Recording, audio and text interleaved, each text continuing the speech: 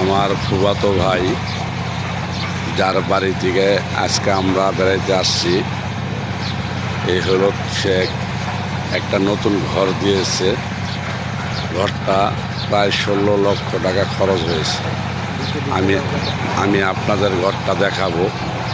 এগুলো ঐতিহাসিক।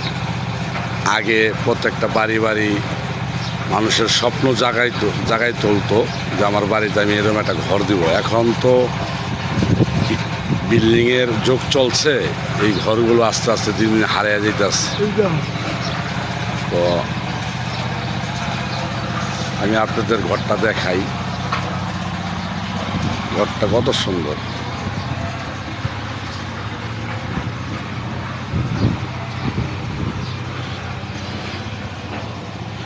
পুরো বাড়িটা পোষাট একটা ঘর।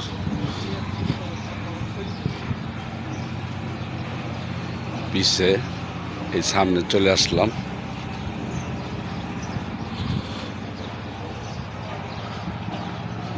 পুরো ঘরটা ক্যামেরা আসে না, তারপর আমি দেখলাম আপনাদের একটু দেখে বড় করে নিলাম।